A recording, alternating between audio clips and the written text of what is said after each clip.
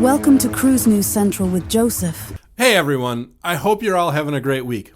You know, the recent renaming of the body of water formerly known as the Gulf of Mexico has made the cruise news this week. Turns out now that while you're on a cruise, depending where you are on that body of water, it might be called a few different things. We're going to roll that story in just a minute, but there are some other creative ideas I've seen this week for what we could call the Gulf of America.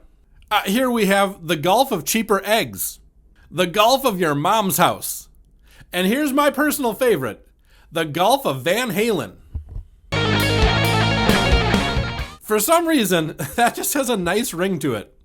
All right, let's roll the story. For cruise ship passengers, the body of water formerly known as the Gulf of Mexico could now be presented in 3 different ways on Google Maps during their cruise vacation. While in U.S. ports and waters, passengers will see the Gulf of America. When visiting Mexico, a ship's passenger will see the name switch to the Gulf of Mexico, and whenever the sailing is in international waters or visiting other destinations, both the Gulf of America and the Gulf of Mexico will appear. What do you think of the renaming of the body of water formerly known as the Gulf of Mexico? In America, the French have a reputation for being rude, stubborn, arrogant, and irritable. And I wish I could tell you a different story, but the mayor of Nice, France is living up to all those French stereotypes. Let's roll the story. A growing number of cities are getting fed up with cruise ships docking at their ports. The latest is the quaint French town of Nice. As the French are so good at doing, in the rudest and most insulting way, the mayor of Nice recently was quoted saying, "I don't want these floating hotels putting down their anchors in Nice. These cruises that pollute and pour out their low-cost customers who do not consume anything and who leave their rubbish behind them. Well, I say these cruises don't have a place here." He proposed rules that could reduce the cruise passenger numbers by 70%. Similar measures exist in other Mediterranean hotspots like Venice and Barcelona. Not everyone in Nice is on board with the proposed changes. Small businesses fear losing tourist dollars from the cruise ship ban. One thing I think we can all agree on here is that the mayor of Nice is kind of a jerk. All right, folks, so I'm conducting a survey on cruise excursions. I need your help. Will you tell me what your favorite cruise excursion was and what cruise line you were on in the comments? Just think, your answers may help future cruise passengers make better choices, all because you told us your story. I've noticed on different cruises that different people have different fears and phobias. Personally, I get really claustrophobic on crowded elevators, which unfortunately is part of the cruise experience. Other people get really picky about cleaning their staterooms with Lysol and other disinfectants because they're sure that the room attendants don't have time to do a good job. Some people get grossed out by other people's bad buffet habits. Okay, most of us get grossed out by other people's bad buffet habits. Well, the woman in our next story has a new one. A predicament I had not thought of before. Let's roll the story. A diamond-level Carnival cruise passenger was worried that if she used the ship's laundry service, that her undergarments would be washed with other people's underwear. Carnival brand ambassador John Heald fielded the question, joking that there are not special washing machines just for the diamond-level guests, and that this woman's delicates would be washed in the same machines as a lowly blue card holder's Fruit of the Looms. He also said that each guest's bag of laundry is put into a separate mesh bag while being washed, so technically the clothes never intermingle. What do you think? Do you trust the laundry service when you take a cruise? Disney Cruise Line has been accused by more than one passenger for bad service, cold food, and in at least one case, leaving a disgusting mess uncleaned. Disney cruises are on the more expensive side and people expect a premium experience. Does Disney need to step it up? Let's roll the story.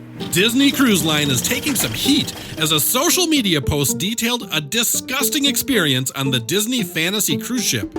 In part, the post said they witnessed someone throwing up multiple times, saw multiple piles of vomit, and some of the vomit sat there and wasn't cleaned. plates were left uncleared, drinks were missing, and that their table was constantly served last. Others responded to this post agreeing that they also had bad and sometimes disturbing service on the Disney Fantasy. While these accounts are concerning, other passengers have reported positive experiences on the same ship. One traveler who sailed in late January described excellent service, hot food, and attentive staff. What do you think? Does Disney need to step up their service? For some, a cruise vacation is an opportunity to spend some time on the ship shopping, looking for premium items and for duty-free deals. Recently on Royal Caribbean's Rhapsody of the Seas, a woman found a deal that she thought was too good to be true, and maybe it was. Let's roll the story. A cruise ship passenger is accusing a jewelry salesperson aboard Royal Caribbean's Rhapsody of the Seas of some underhanded sales methods. The passenger purchased a diamond ring that was being sold at $1,200, supposedly at half price. The passenger claims that for some reason, the certificate of authenticity that comes with a ring of this caliber was withheld from her until 9:30 the night before the cruise ended.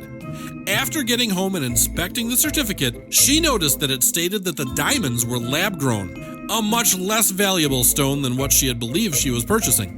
She claims she was never told the diamonds were lab-grown and that they withheld the certificate to intentionally dupe her. At first, Royal Caribbean refused a refund, but they relented after Consumer Rescue intervened. Despite it all, the jewelry store maintains that the salesperson had made it clear that the diamonds were lab-grown. What do you think? Would you purchase a $1,200 diamond ring on a cruise ship?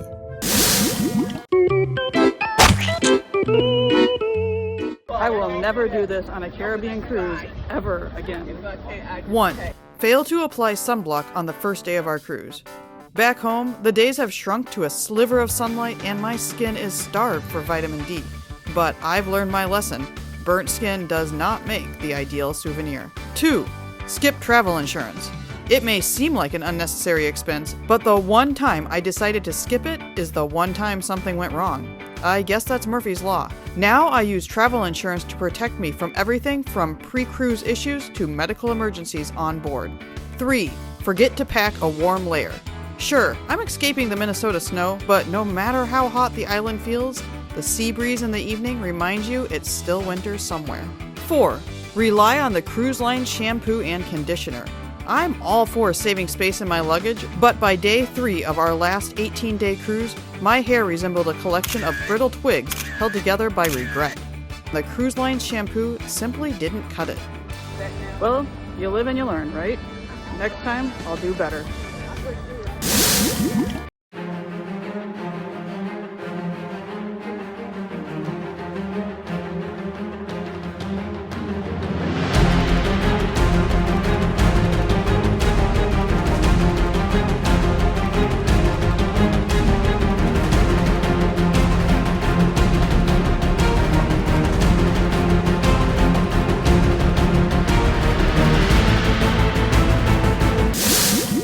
Hey, if you liked this video, click on the other cruise news episodes you see on your screen right now. You're sure to like those too.